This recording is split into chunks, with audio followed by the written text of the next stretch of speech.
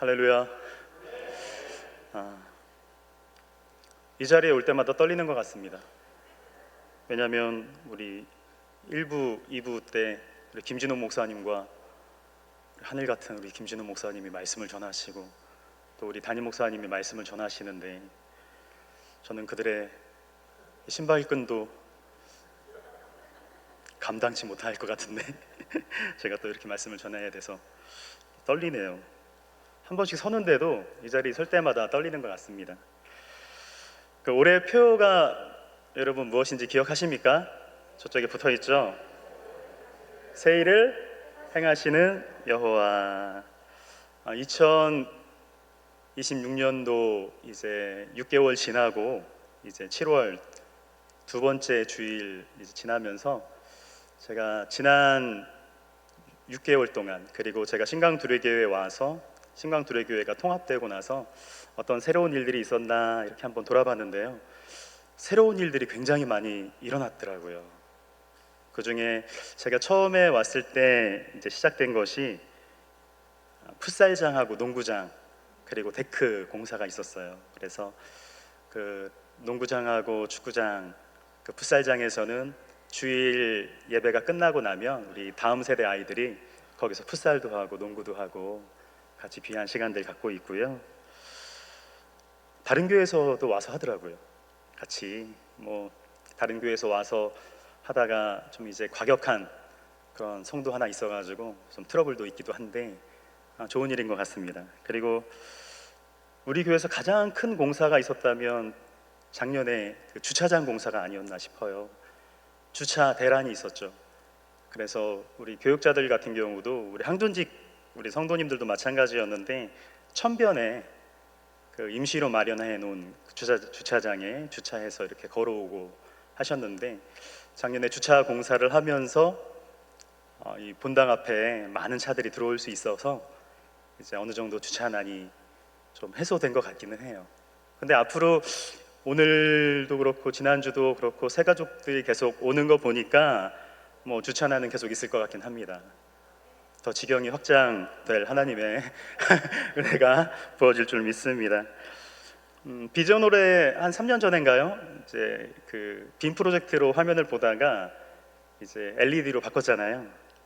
보니까 너무 좋잖아요. 근데 이제 올해 8월 다음 달 두 번째 주일부터 이제 앞에 스크린 공사가 들어갑니다. 아주 이제 전면에 딱 들어가니까 아주 우리 다음 세대와 이 예배가 굉장히 또 성장하는 그런 계기가 될 것 같고요. 올해 초에 이제 우리 찬양팀들이 옛날에는 그 마이크를 이제 라인이 연결되어 있는 마이크를 사용했는데 보기도 안 좋고 관리도 좀 어렵고 그랬는데 이제 무선 마이크를 사용하다 보니까 주변이 굉장히 깨끗하게 정리되고 보기 좋죠. 우리 찬양팀 편하지 않습니까? 그리고 전자드럼도 이번에 바꿨더니 1부, 2부 찬양과 그리고 오후 찬양 예배까지 굉장히 이 밸런스가 굉장히 좋아져서 예배 때 정말 주님께 집중할 수 있는 것 같고요. 교육부에 또 새로운 일들이 일어나고 있는데 교육부에는 유치부, 아동부의 교육사 제도 우리 용촌노회에서 처음으로 시작을 했는데 우리 교회 유치부, 아동부에서 교육사를 세워서 지금 유치부와 아동부가 잘 진행 중에 있습니다. 우리 교육사님들이 얼마나 열심히 하는지 어제도 그 유치부 성경학교를 했는데 유치부 담당 이미선 교육사님이 아이들을 지도하는데 너무 탁월하게 잘 메시지를 아주 잘 전하고 아이들도 얼마나 반응을 잘하던지 어제부터 오늘까지 1박 2일 동안 진행되는 이 성경학교를 통해서 아이들이 많은 영적인 성장이 있었는 줄 믿습니다. 교육사 제도를 통해서 너무 잘 이제 교육부가 세워지고 있는데 유치부는 예꼬 클럽 그리고 아동부는 홀리키즈 이 프로그램 자체가 너무 좋아서요. 저도 막 유치부가 돼가지고 그 자리에 참여하고 싶더라고요. 여기 보면은 그 유치부가 지금 어떤 주제로 하고 있는지 아세요? 다윗 어드벤처. 어제 유치부 앞에 교육사님이 다윗 하니까 어린 아이들이 어드벤처 이렇게 하더라고요. 저희도 한번 해볼까요? 다윗. 네, 다윗 어드벤처. 근데 그 어제 그 말씀 중에 그런 포인트가 있더라고요. 다윗이 물맷돌 돌려서 골리앗 쓰러뜨리잖아요. 근데 이렇게 골리앗을 하나 크게 만들어 놨더라고요.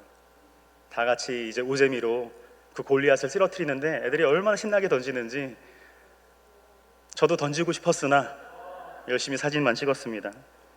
중고등부 같은 경우는 뉴스 액션이라고 지금 이름을 바꿔서 아이들 제자 양육을 하고 있고 또 여러 가지들을 준비하고 있고요. 지금 이제 원래 중고등부 같은 경우는 비전홀에 있다가 4층으로 올라갔었는데 점점 부흥되다 보니까 이제 4층이 좁다. 그래서 비전홀로 다시 지금 내려와서 하고 있는데 찬양이 굉장히 뜨겁습니다. 우리 이동울 선교사님 통해서 이제 찬양 팀이 새로워지고 있고 메시지가 새로워지고 있고 제자 양육까지 같이 하고 있는데 아주 중고등부 안에 많은 좋은 변화들이 일어나고 있습니다. 청년부 같은 경우는 지금 이제 여름 단기 선교를 준비하고 있는데 지난 겨울 수련회부터 은성교회하고 전국중앙교회가 같이 세 교회가 연합해서 함께 수련회도 하고 이번 이제 여름 수련회는 이제 단기 선교로 양양으로 가서 하는데 저희 교회하고 은성교회가 같이 연합해서 하게 됩니다. 혹시 이 자리에 있는 분들 중에서 단기 선교 이제 국내 단기 선교 양양에 같이 참여하실 분들이 있다면 신청해 주시면 얼마든지 가실 수 있고요. 지금 가장 필요한 게 이제 설비 쪽이래요. 가서 싱크대도 고쳐야 되고요. 교회 싱크대, 성도님들 싱크대, 뭐 화장실도 고쳐야 되고 타일도 발라야 되고 그런 설비 하시는 분들 좀 필요하다는 그런 얘기 들었어요. 그뿐만이 아니라 뭐 의료, 뭐 치과라든지 뭐 주사, 뭐 침 놓을 수 있는 분 있으면 지원해 주시면 뭐 저희 교회 한의사가 없는 것이 굉장히 아쉬운데 있으면 같이 가서 이렇게 섬길 수 있는 그런 시간 되었으면 좋겠습니다. 아무튼 이 교육부가 지금 날로 새로워지고 있고요. 이번에 이제 케냐에서 오신 선교사님이 지난번에 우리 교육위원회 헌신 예배하면서 이제 케냐 단기 선교에 대한 비전을 저희들 품게 되었어요. 그래서 내년 이맘때쯤에는 우리 교사들과 더불어서 함께 케냐에 가서 케냐 땅을 품고 함께 기도하고 그 땅의 어린아이들을 위해서 섬기고 함께 예배하는 그런 비전을 품는 그런 시간들 될 것 같습니다. 아무튼 지금 신광 두레교회가 신광과 두레가 연합한 이후로 지금까지 새로운 일들이 굉장히 많이 일어나고 있는데요. 우리 담임 목사님과 우리 당회가 아주 좋은 일에 또 이렇게 함께 힘써 주시고 기도해 주시고 또 우리 성도님들도 기도해 주시고 같이 협력해 주시고 물질로 후원해 주셔서 이렇게 오늘까지 새로운 일들이 있었는 줄 믿습니다. 우리 모두에게 우리 한번 격려의 박수를 한번 하셨으면 좋겠습니다. 우리 말씀 한번 우리 아까 읽은 본문인데요. 우리 40장 1절에서 3절까지 한번 말씀 한번 볼까요? 창세기 40장 1절에서 3절까지의 말씀을 화면에 띄워주면 한 목소리로 읽어보겠습니다. 시작. 그 후에 애굽 왕의 술 맡은 자와 떡 굽는 자가 그들의 주인 애굽 왕에게 범죄한지라. 바로가 그 두 관원장 곧 술 맡은 관원장과 떡 굽는 관원장에게 노하여 그들을 친위 대장의 집 안에 있는 옥에 가두니 곧 요셉이 갇힌 곳이라. 아멘. 그 40장 1절 말씀에 보면 그 후에라는 단어로 시작을 하거든요. 그 후라는 것은 뭐냐면 이제 요셉이 이 보디발 장군 집에서 집사로 일하다가 누명 쓰고 감옥에 갇힌 그 후라는 겁니다. 하나님 앞에 그 신앙을 지키고 순교를 지키려고 했을 때 상을 받은 것이 아니라 오히려 누명을 쓰고 감옥에 갇히게 되죠. 근데 오늘 본문에 보니까 감옥에 이제 요셉이 있을 때 어떤 일이 벌어지냐면 애굽에 이제 술 맡은 자, 떡 맡은 자가 이제 그 감옥에 들어오게 됩니다. 술 맡은 자라는 것은 바로 왕에게 포도주를 진상하는, 포도주를 따라서 이제 올리는 사람이고요. 떡 맡은 사람이라는 것은 여러분 그 이름처럼 떡을 맛있게 구워서 이제 왕에게 올리는 그런 사람이죠. 그런데요, 이 사람들은요, 그 단순한 사람들이 아니라 당시의 왕들은 이 독살의 위험들이 항상 있잖아요. 그래서 항상 그 음식을 먼저 왕에게 올리기 전에 뭐 한다고 그러죠? 기미상궁. 굉장히 바로의 측근 아주 가까이에서 이제 바로를 섬기는 사람들인데 이 사람들이 감옥에 들어왔다라고 얘기를 하는데 저는 좀 궁금하더라고요. 이 사람이 도대체 무슨 잘못을 했길래 이 술 맡은 관원장하고 떡 맡은 관원장이 무슨 죄를 지었길래 감옥에까지 왔을까? 그 친위대장 보디발 장군의 집 안에 있는 그 감옥이라는 것은요, 단순한 감옥이 아니라 이 정치범들이 들어가는 겁니다. 여기에 이제 이들이 들어왔는데 성경이 가르쳐 주질 않아요. 무슨 죄를 지었는지 안 가르쳐서 제가 좀 조사를 해봤더니 이 유대 미드라시라고 있어요. 미드라시라는 유대 그 기록에 따르면 이 술 맡은 자가 뭘 잘못했냐면 그 바로에게 올리는 그 포도주 잔 그 안에 파리가 들어가 있었다. 기분이 좋습니까? 안 좋습니까? 나한테 파리가 들어간 걸 줬다고? 이런 저 죽일 놈. 그래서 술 맡은 관원장이 감옥에 오게 들어가게 됐고요. 떡 굽는 관원장은 뭘까요? 이 떡 굽는 게 보통 일이 아닙니다. 이게 왜냐하면 이집트는 모래가 많은 나라잖아요. 잘못 구우면 거기에 모래가 들어갈 수 있습니다. 먹다가 아그작 경험 다 있으시죠? 뭐가 씹힌 거예요. 그래서 한날에 이제 두 관원장이 이제 오게 들어왔는데 아무튼 이 두 사람은 그 바로에게 이제 올리는 음식을 관리를 실패한 사람들이라고 할 수 있습니다. 자, 우리 4절 말씀 한번 읽어보겠습니다. 4절 말씀 한번 있습니다. 시작. 친위대장이 요셉에게 그들을 수종들게 하매 요셉이 그들을 섬겼더라. 그들이 갇힌 지 여러 날이라. 요셉이, 그러니까 친위대장이 요셉에게 그들을 수종들게 이렇게 하는데 어차피 같은 죄수 아닙니까? 같은 죄인 아니에요? 근데 그 감옥에도 그 옥에도 죄인들 중에서도 서열이 있어가지고 어떤 사람은 죄인을 섬겨야 되는 자리에 죄인인데 죄인을 섬겨야 돼요, 같이. 그 안에도 서열이 이렇게 있는데, 근데 이 39장을 보면은 이 요셉이 이제 보통 죄수가 아닙니다. 사실은 요셉이 굉장히 모범수거든요. 그래서 간수장이 요셉에게 모든 걸 다 맡겼다고 성경은 얘기하거든요. 그래서 요셉이 감옥의 실무를 담당하고 이 간수장은 요셉이 하는 일을 신경 쓰지 않았다라고 이렇게 성경을 말씀하고 있어요. 그리고 사실 본문에 없는 내용인데 이제 보디발 장군이 아마 요셉을 굉장히 신뢰했을 가능성이 있습니다. 자기 부인이 이 누명을 씌워가지고 요셉을 감옥에 이제 보내기는 했지만 사실은 요셉의 모습을 봤을 때 굉장히 신실한 사람인 것을 이 보디발 장군도 알았을 거거든요. 만약에 요셉이 흉악한 사람이었다면 감옥에 뭘 보내요?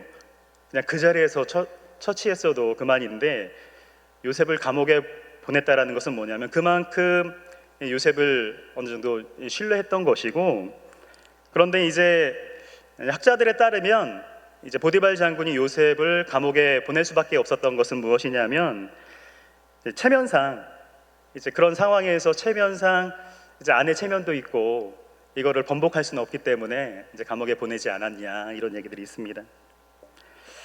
아무튼 이 술 맡은 관원장, 떡 맡은 관원장 이 사람들은 일반 그런 죄수가 아니고 정치범이고, 그리고 그 보디발 그 바로 왕의 가장 가까이에서 이제 이 바로 왕을 섬겼던 그런 사람들이지 않습니까? 근데 아무튼 이들은 아직 판결이 정확하게 난 게 아니에요. 판결을 기다리면서 이 수용소에 있는 건데, 근데 요셉한테 이제 시켜서 이제 그 생활들을 좀 돌보게 했던 거죠. 아침에 이제 아침 식사를 갖다 넣기 이렇게 주면서 주변 이부자리도 정리하고 빗자루로 좀 쓸기도 하고 청소도 하게 시키고 아무튼 그렇게 관리를 하게 시켰던 모양입니다. 자, 그런데요, 이제 어떤 일이 일어나냐면 오늘 5절과 6절, 7절 말씀에 보면 우리 한번 읽어볼까요? 5절, 6절, 7절 말씀 다 함께 읽습니다. 시작. 옥에 갇힌 애굽 왕의 술 맡은 자와 떡 굽는 자 두 사람이 하룻밤에 꿈을 꾸니 각기 그 내용이 다르더라. 아침이 요셉이 들어가 보니 그들에게 근심빛이 있는지라. 요셉이 그 주인의 집에 자기와 함께 갇힌 바로의 신하들에게 묻되 어찌하여 오늘 당신들의 얼굴에 근심의 빛이 있나이까? 이날도 평소대로 요셉은 아침에 이제 옥에 들어간 거죠. 아침에 아침밥을 갖다 주러 들어갔는지, 잠자리를 정리해 주러 들어갔는지, 청소하러 들어갔는지, 아무튼 들어갔대요. 들어갔더니 두 관원장 얼굴에 뭐가 있었대요? 근심빛. 근심빛이 있었다. 그러니까 쉽게 말하면 얼굴이 어두웠다, 수심이 가득했다, 이렇게 보시면 됩니다. 그런데 그걸 보고 요셉이 왜 이렇게 얼굴이 어두워요? 왜 이렇게 얼굴에 근심이 가득해요? 무슨 일이 있어요? 이렇게 물어봤다는 거죠. 그런데 요셉이 죄수 아닙니까? 어차피 죄인 아닙니까? 그 보디발 장군 그 옥에 갇혀 있는 그 두 사람, 이 관원장 두 사람이 나한테 이런 일이 있었어요, 나한테 이런 일이 있었어요 라고 얘기했을 때, 여러분, 요셉이 해줄 수 있는 게 있어요, 없어요? 요셉이 무슨 힘이 있어요? 그도 죄인이고 옥에 갇힌 신세인데 해줄 수 있는 게 아무것도 없습니다. 아무것도 없어요. 그 사람들보다 뭐 지위가 높기를 하나, 더군다나 외국인이잖아요. 유대 땅에서 온, 이스라엘에서 온 이방인, 범죄에서 감옥에 들어온 사람이잖아요. 얼굴에 왜 근심빛이 있어요? 이렇게 물어볼 수 있는 군번이 아니죠.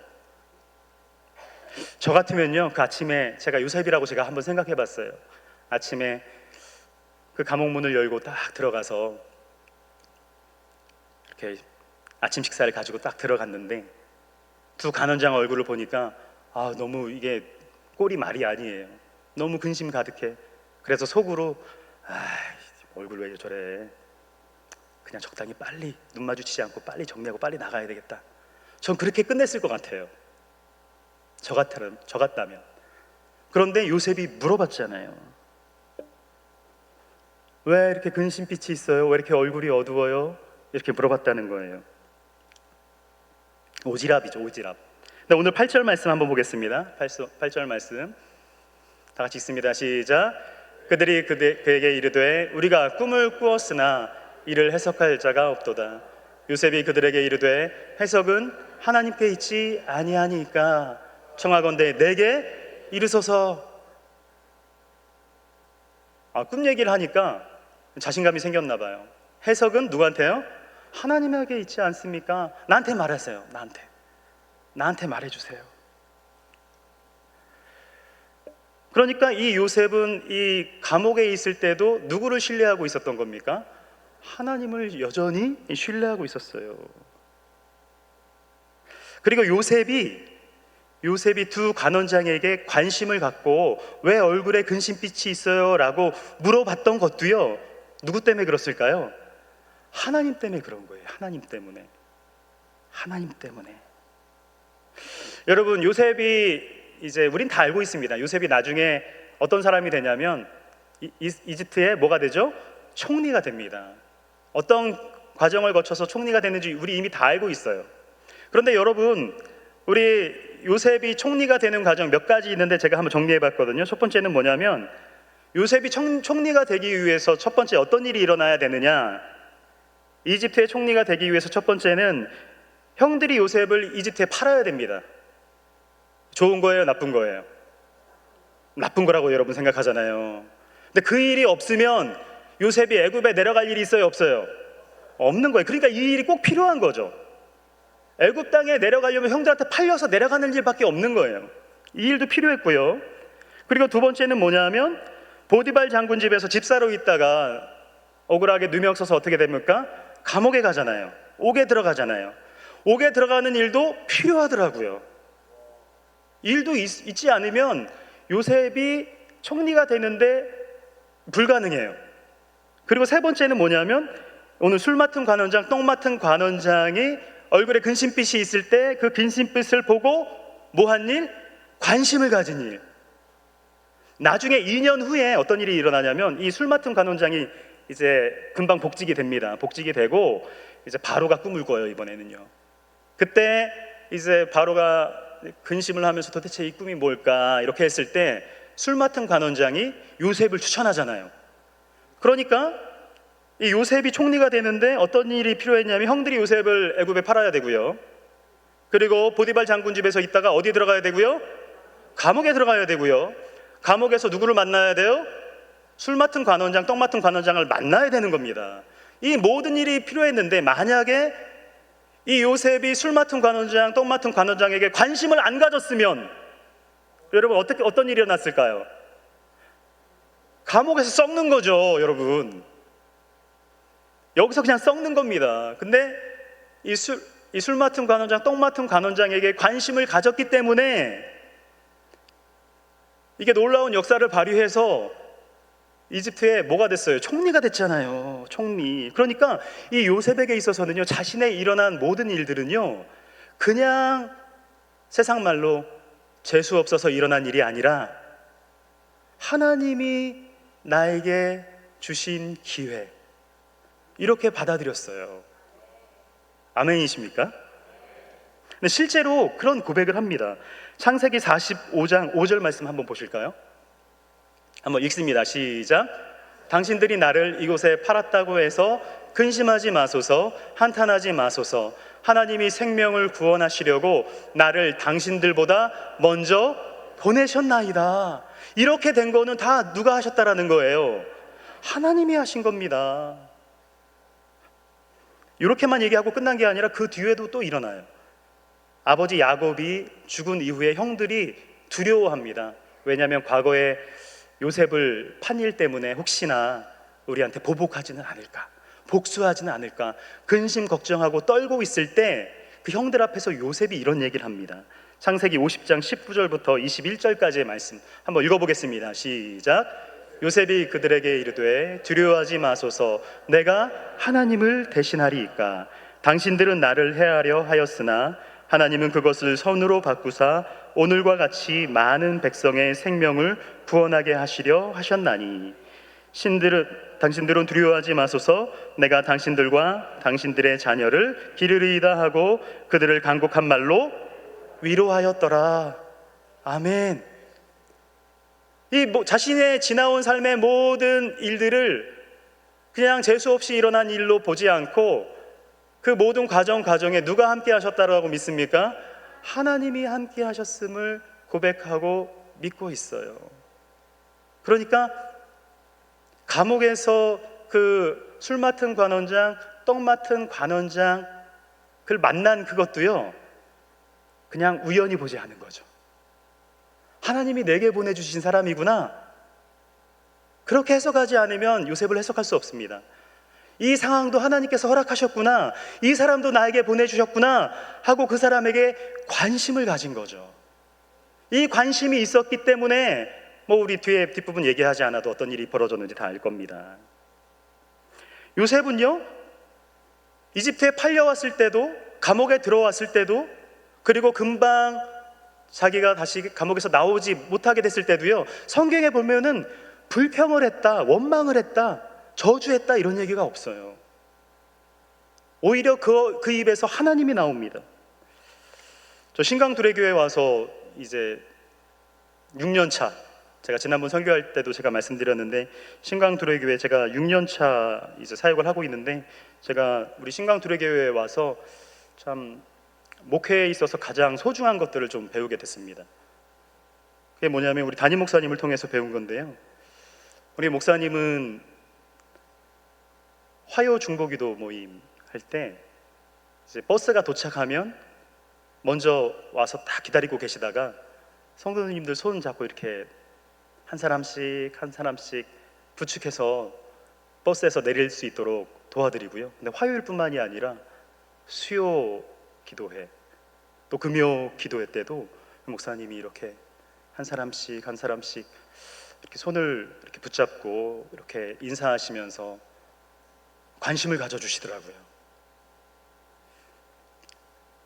그리고 우리 성도들 중에서 얼굴에 근심빛이 있고 뭔가 교회에 안 보이는 성도 있으면 우리 목사님 찾아가셔서 기도해 주시고,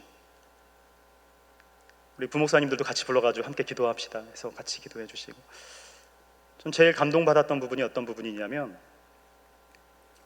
그 예배 시간 한 3, 40분 전에 미리 내려오셔서 우리 성도님들 한 분 한 분 다 만나고 다니시는 거 여러분 아세요?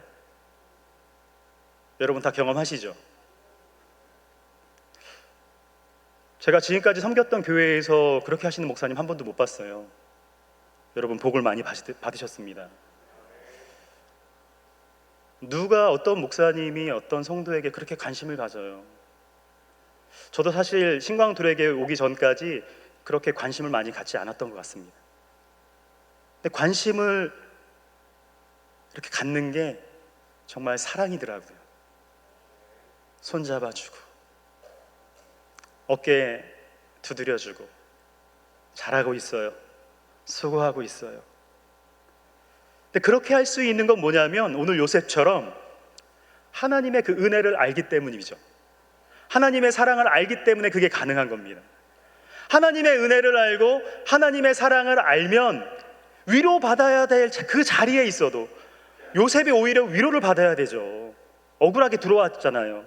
위로받아야 할 그 자리에서 하나님의 은혜를 알고 하나님의 사랑을 알면 위로받아야 할 그 자리에서 다른 사람을 위로할 수 있습니다. 격려받아야 할 그 자리에서 오히려 다른 사람을 격려하는 거죠. 여름 성경학교가 진행 중에 있습니다. 어제부터 유치부 그리고 이제 아동부가 이제 8월 좀 날짜가 좀 잘못됐어요. 8월 이제 2, 3, 4 진행이 되고요. 그 다음에 중고등부, 청년부 이제 성경학교가 진행 중인데 수련회가 진행 중인데 우리 성도님들이 관심을 많이 가져주셔서 감사합니다. 기도해 주시고 또 봉투 주시면서 물질로 아이들 아이스크림 사 먹여라, 치킨 사 먹으라 하면서 보내주셔서 관심을 가져주셔서 정말 너무 감사드리고요. 아직 안 끝났습니다. 계속해서 여러분 지원해 주시고 관심을 가져주실 수 있길 바랍니다. 누가 관심을 가질 수 있을까요? 오늘 메시지에 따르면 하나님의 은혜를 알고 사랑을 알고 은혜를 경험한 사람이 관심을 가질 수 있는데요. 저는 이 자리에 있는 우리 모두가 하나님의 은혜를 알고 사랑을 알고 그 사랑을 이미 받으신 분들인 줄 믿습니다. 그래서 주변에 있는 우리 다음 세대뿐만이 아니라 우리 주변에 누가 인사하기 전에 내가 먼저 찾아가서 인사하고요. 우리 새가족부에게 정말 필요한 게 이런 것 같아요. 잘하고 계십니다. 정말 누군가의 얼굴에 약간 수심이 있고 근심이 있으면 오늘 왜 그래요? 오늘 무슨 일 있으세요? 그 한마디가 새가족을 정착하게 만드는 게 아닌가. 내가 잘 아는 어떤 지체가 있으면 그래도 그냥 지나가지 마시고 요즘 어떻게 지내? 잘 지내? 요셉처럼 그 감옥에서 그 술 맡은 관원장, 떡 맡은 관원장에게 어찌해서 근심빛이 있어요? 물어봄으로 요셉이 나중에 총리가 될 수 있었던 것처럼 여러분들 이 인간관계를 통해서 하나님께서 열어주시는 이 인간관계를 통해서 어떤 일이 일어날 줄 모릅니다.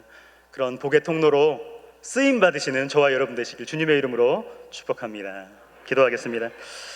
사랑의 아버지 하나님, 오늘 말씀을 통해서 하나님 신앙이 무엇인지 우리 가운데 가르쳐 주셔서 감사드립니다. 하나님, 우리 주변에 관심이 필요한 우리 많은 성도들이 있습니다. 그들의 얼굴빛을 보고 따뜻한 말로 인사하고 또 격려하고 사랑함으로 하나님 우리 신광두레 교회가 날마다 아름답게 복되게 세워져 갈 수 있도록 인도하여 주시옵소서. 하나님, 주님께서 우리에게 베풀어 주신 그 은혜가 이미 큰 줄 압니다. 그 베풀어 주신 그 은혜를 잊어버리지 아니하고 주님께서 나를 사랑하시고 나를 자녀 삼아 주시고 나를 예배자로 불러 주시고 복된 그 은혜를 누릴 수 있도록 인도하셨음에 감사함으로 하나님, 우연하게 지나간 모든 하나님 그런 환경들 우연한 것 하나 없고 또 스쳐 지나가는 사람들 그저 스쳐 지나가는 것이 아니라 하나님께서 내게 보내주신 환경이며 하나님께서 내게 붙여준 사람인 줄을 기억하고 하나님 믿음으로 반응함으로 복된 삶을 살아가는 우리 모든 주의 백성들 될 수 있도록 주여 인도하여 주시옵소서. 감사드리오며 예수님의 이름으로 기도드립니다. 아멘.